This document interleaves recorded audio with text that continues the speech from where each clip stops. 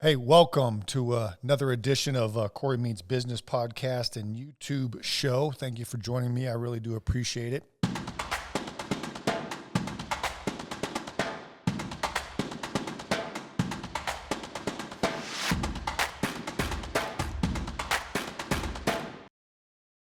Well, there's been some developments, and obviously, as you're now watching this video and hearing this podcast, we now have a new president, been inaugurated today being January 20th, 2021.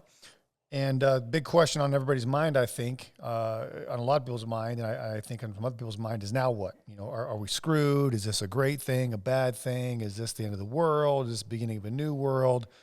Should I have hope? Should I be scared? You know, a lot of mixed feelings going on. I've been looking at some social media and obviously, you know, my social media, and I see all kinds of different opinions. Again, some people think this is a new dawn of a new era and blah, blah, blah. People think it's the end of the world. It's all over. Country's gone. We're all screwed. And I'm here to tell you unequivocally, both are completely wrong.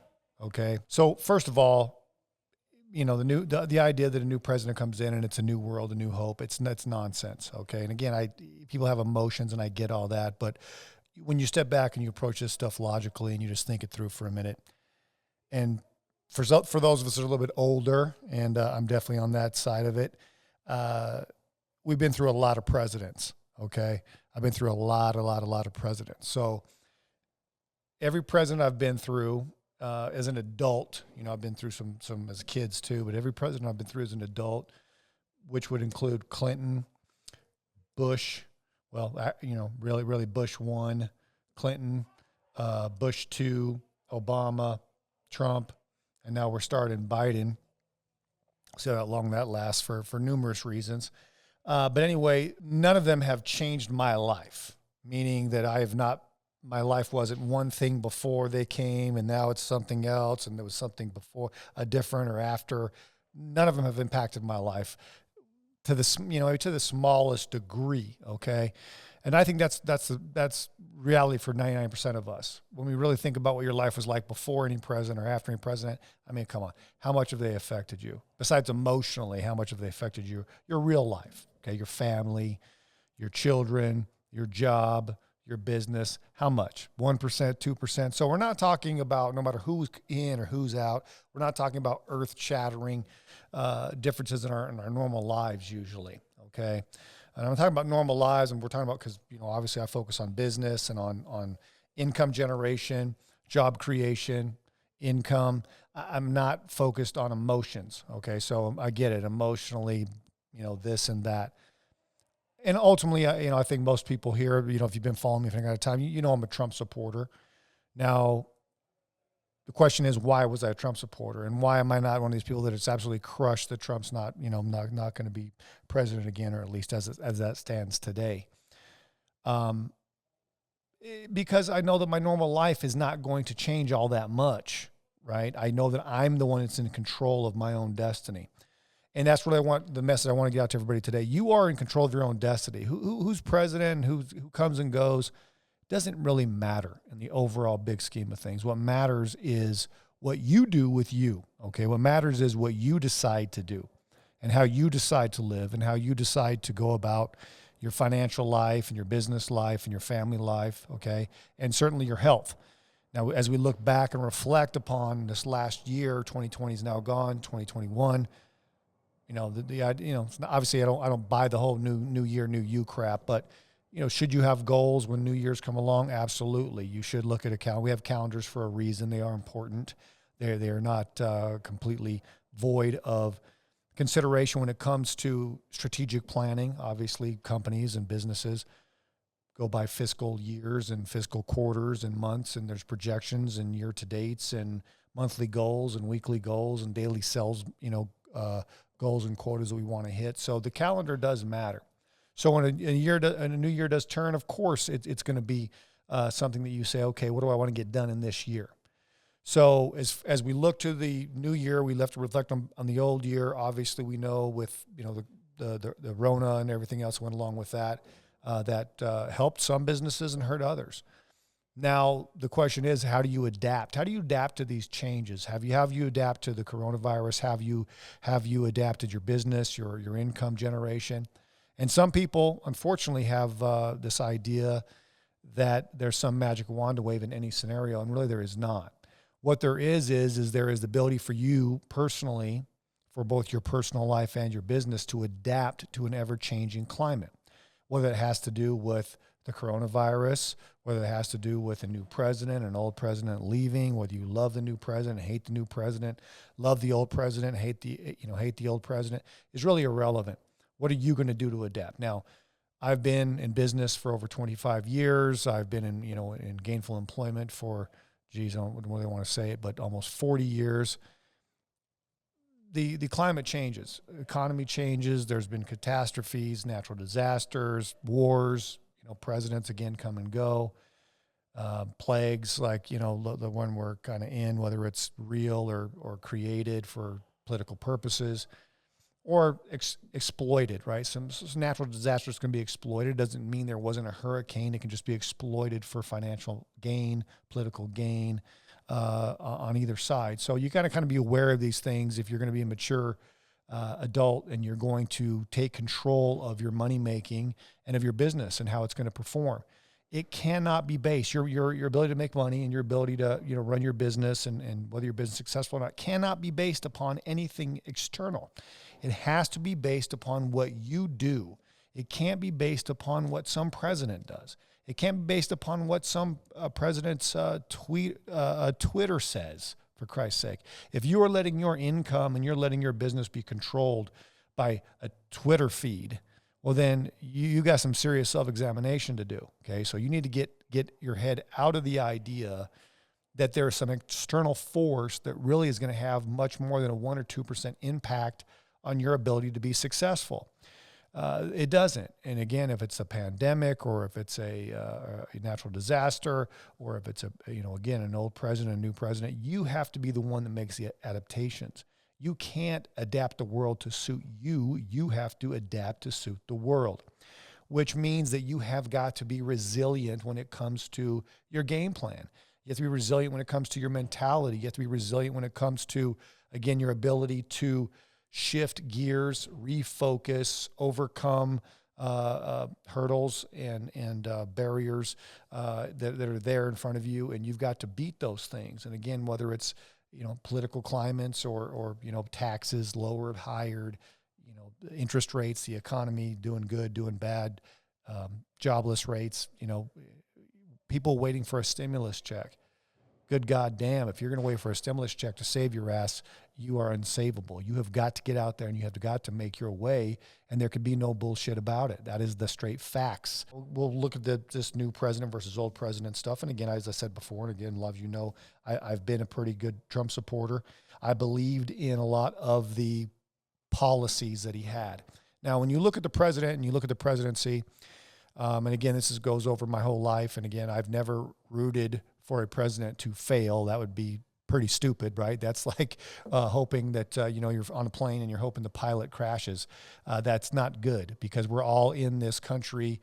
We're all in this world, really, because as America goes, a lot of the world goes. So wherever you're hearing this podcast or watching this channel, this affects you as well. Of course, we all know that. People in other countries certainly know that America affects them one way or the other. So as we look at, the position of a president and what the president should do and what the president can do, we really have to, when we talk about a unification, this idea that we're all going to unify on, what we like and what we feel is nonsense. And, any politician that tries to convince you to unite or to believe in something based on your feelings is clearly disingenuous. And I'd be very, very suspect of any politician that wants me to feel anything. There has to be simple logic applied. Remove your feelings out of the situation. There is a time for feelings and there is a time for logic. And again, when it comes to politics and policy and political beliefs, you really need to remove your emotions out of it and stop thinking with your emotions. That's very dangerous. And you always, almost every single time, come up with the wrong answer. So get the emotion out of it. So let's take the emotion out of it. I don't care if you're, you love Trump, hate Trump, love Joe Biden, hate Joe Biden. It doesn't matter. Let's examine just for a moment what a president should be and what a president should do. And so at least we have a working a working model of what a good president even is. I think a lot of this, political hype that we've got going on and all this, dissension and hate and neighbor versus neighbor and people losing family members over this shit, it has to do with a lack of understanding of what a good president even is, okay? And again, remove the emotion out of it. A good president is not someone that tells you what you want to hear. A good president is not someone that makes you feel warm and fuzzy. A good president is not somebody that, doesn't tweet at 2 a.m. or tweets at 2 a.m. or, at 2 p.m. It doesn't matter, okay? Here's what makes a good president in my view, okay? And again, I'm thinking in more terms of economic terms. I'm thinking in terms of general safety for you and your family. I'm thinking in terms of what do I need for me to be successful? What do I need for my employees to be successful? What do I need for my family to be successful, okay? That's what I'm talking about. I'm not talking about feelings, okay? I don't need a president to tell me how to feel. And if you need a president to tell you how to feel, you have a problem, okay? Again, seek some help. Stop having the need to have a politician make you feel something. It's nonsense. Don't fall for it. It's part of the scam of politics. Now, we used to all know this. I don't know what happened the last several years, but we used to all know that it was kind of a joke that a politician was going to be completely honest and shoot you straight every single moment of the day. I mean, what a joke. We used to not take politics as seriously and certainly not hang on every word. So I'm not sure exactly how that even transpired. I'm still kind of scratching my head on that one. But let's agree to not let politicians control our emotional selves. I think if we do that, I think we just make that unifying agreement across what we need to do here and say, look, we're not going to let politicians control our emotions anymore.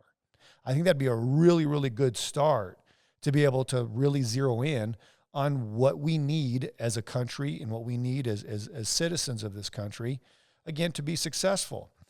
So let's, again, in my view, let's talk about what I think makes a good president. It certainly makes a good president financially and safety-wise. Okay, now the three, and again, there's still scholars debating what a president can and can't do and should and shouldn't do and what their powers really are. I mean, obviously, this has never been settled in all of our country's history. But three things that I really, want, well, four things I really want a president to do well, okay, and I think have to do with really the safety and the security of the country, safety and security of your family, and the prosperity of you, your family, and your loved ones and your employees is really, the four basics, which is safety and security of the nation, which comes in the form of being commander-in-chief. Now, this is obviously controlling the military, the National Guard, Border Patrol, other federal agencies that work to keep us safe and to protect us from bad things happening.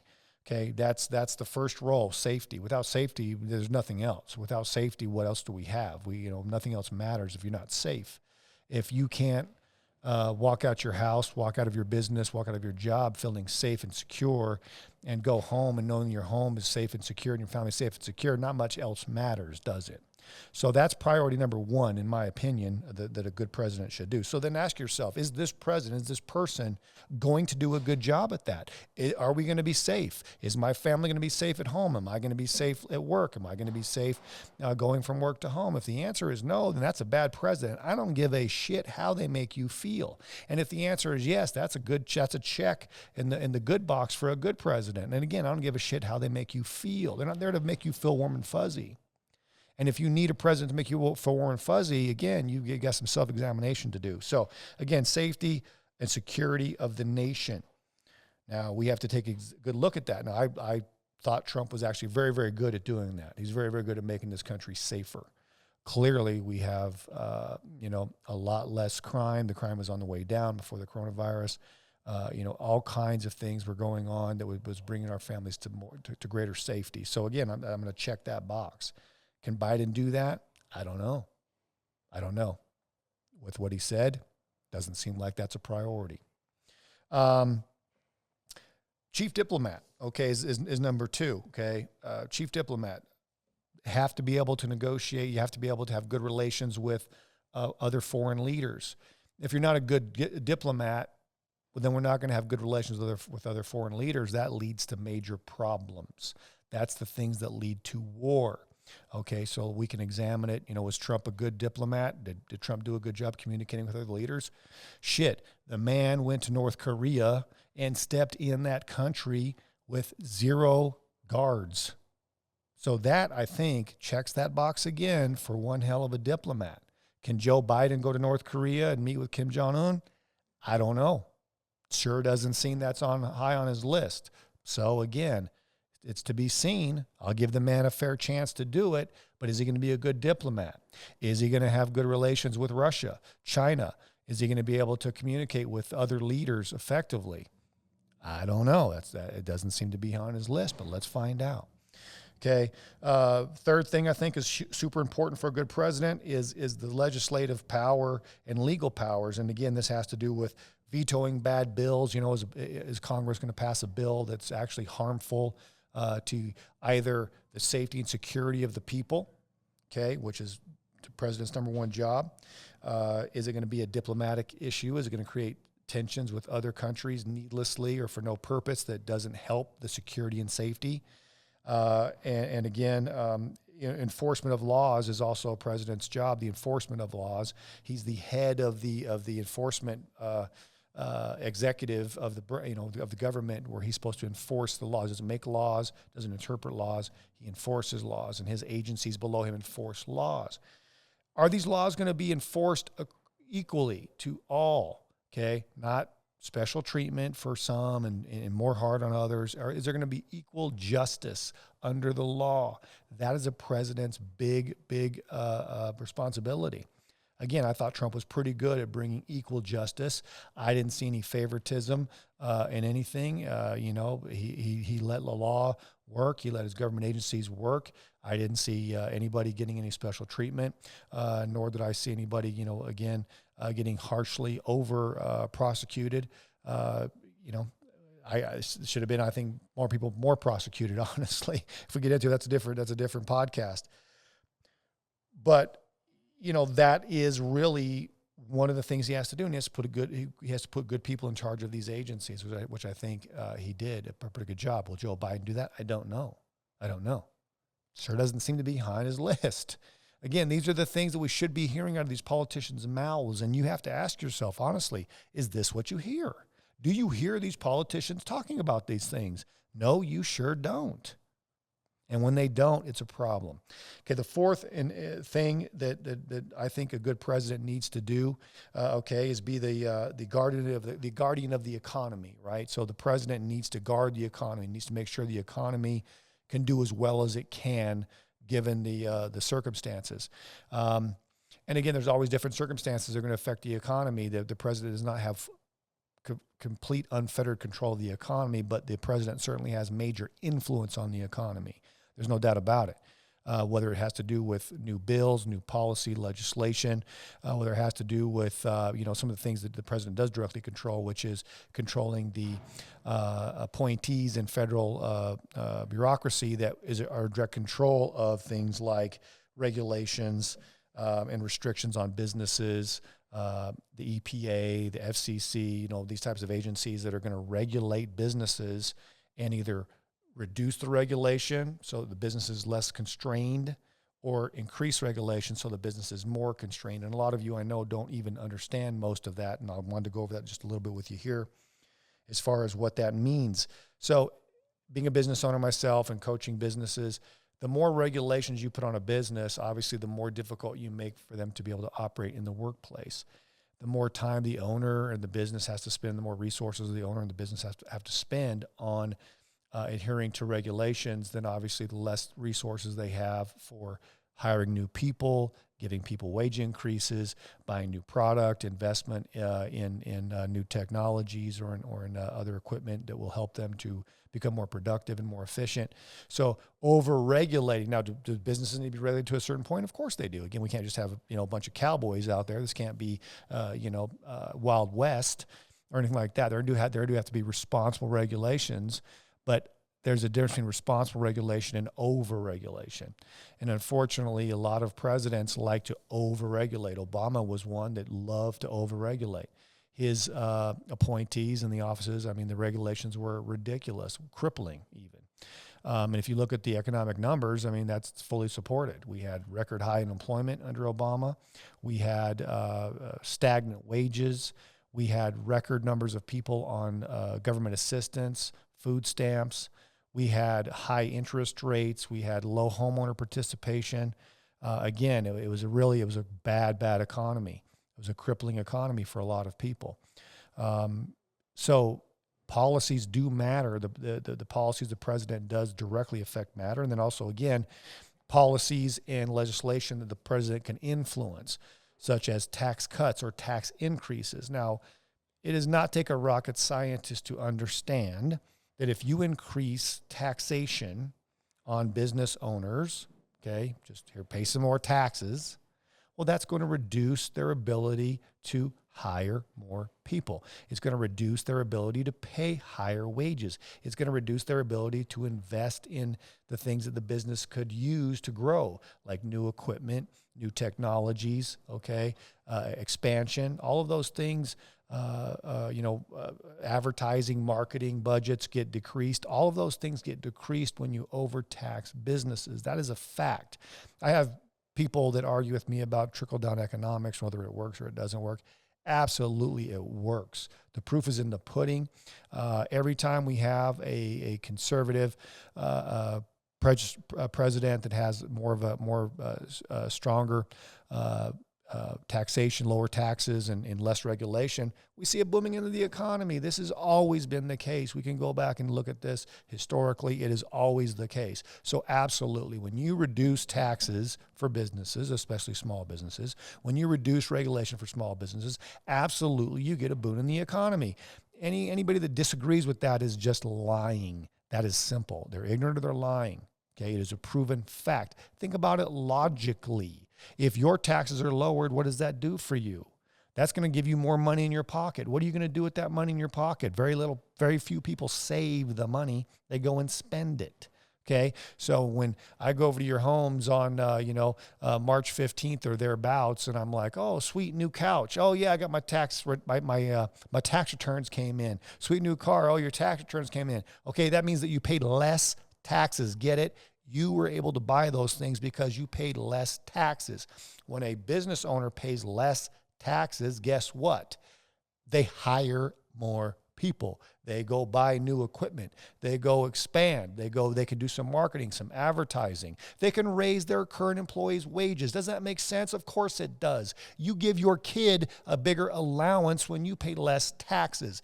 This shit is logical. Okay, don't be bullshitted by crummy politicians on either side trying to bullshit you about how money works. You should know how money works if you're 10 years old at this point.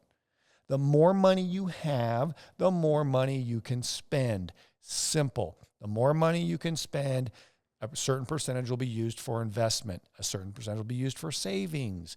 Of course, trickle-down economics works. Anyone that argues that point is, again, disingenuous or simply ignorant.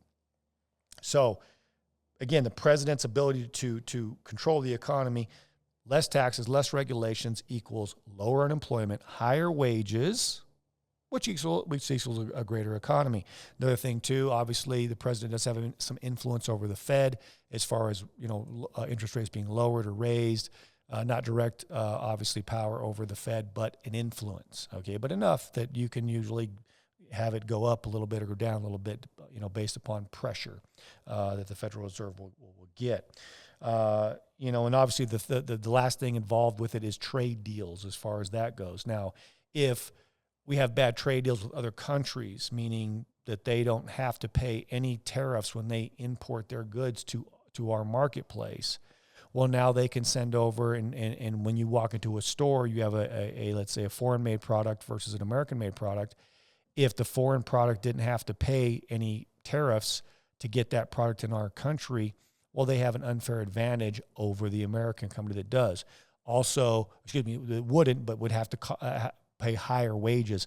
A foreign country, nobody has higher wages in the United States. We know that. So higher wage, we have the highest wages here. Maybe a few Nordic countries could argue that they have higher wages, but they're so small. It's insignificant when it comes to any kind of worldwide trade.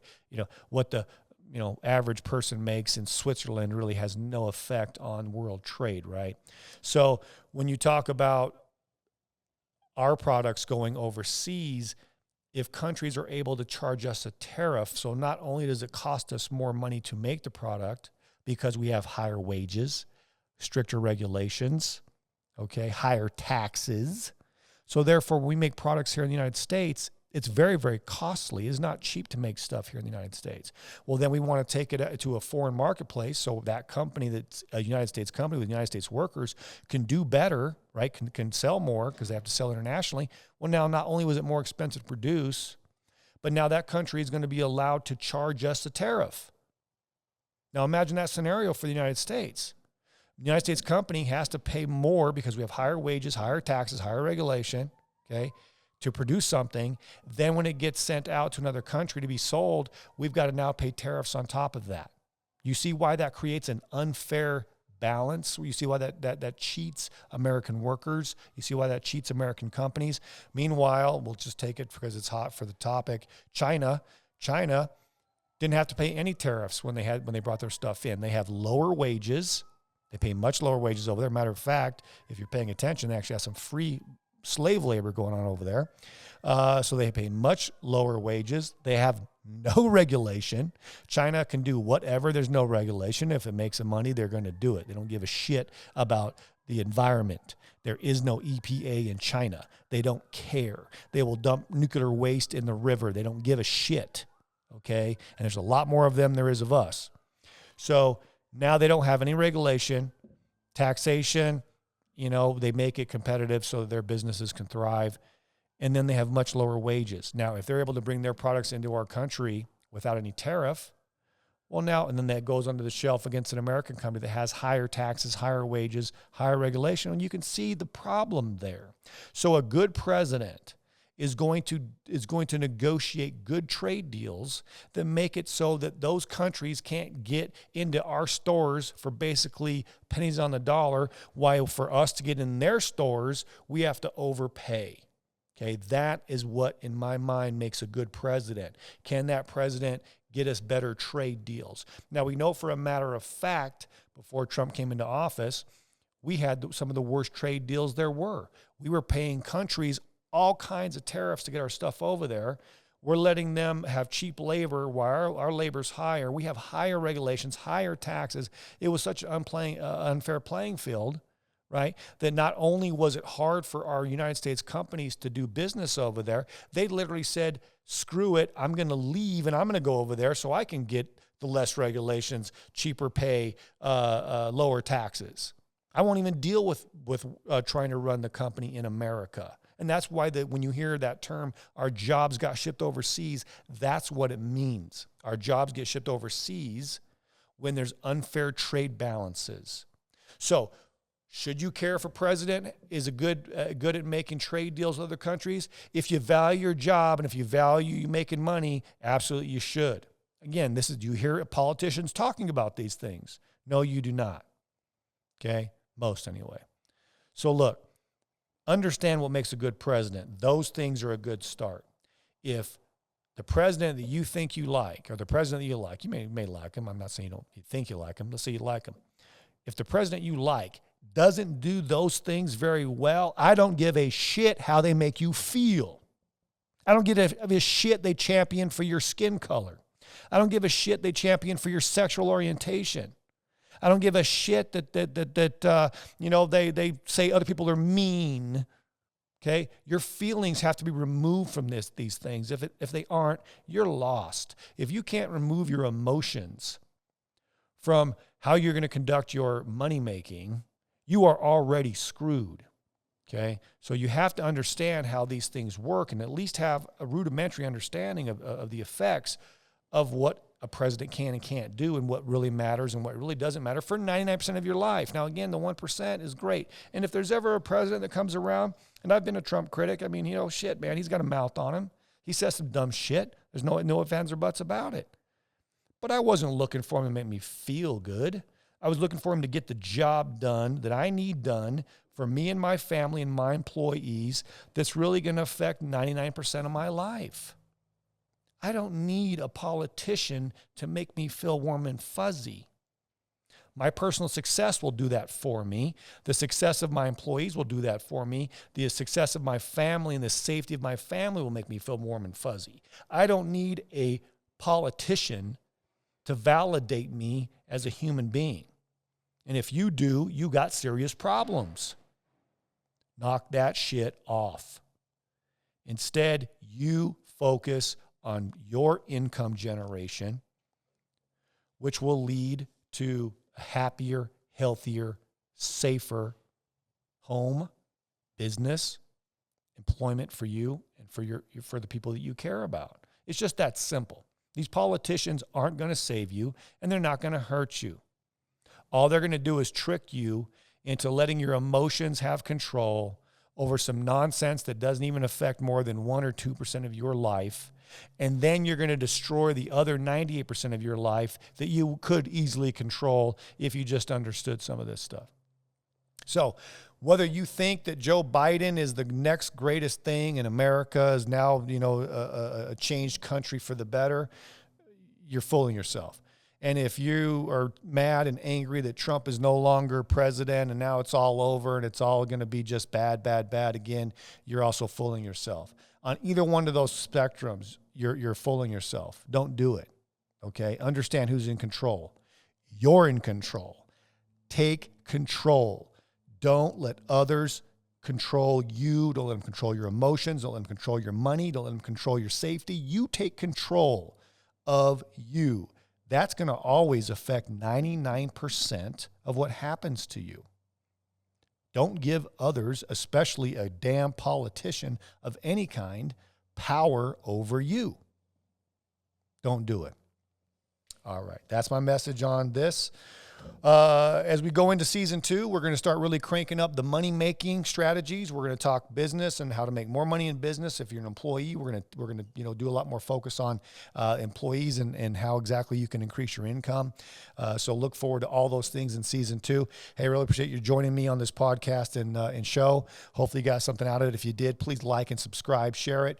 Obviously, the more we can get this message out, the better off a lot more people could be as far as getting information. I'm not here to change your life. I'm not here to make you feel a certain way. I'm just trying to bring you knowledge and experience that I have with dealing in business and this kind of thing for 25 years. And hopefully I can impart that knowledge on you that'll help shorten your journey to becoming very, very successful. Until next time, thanks very much.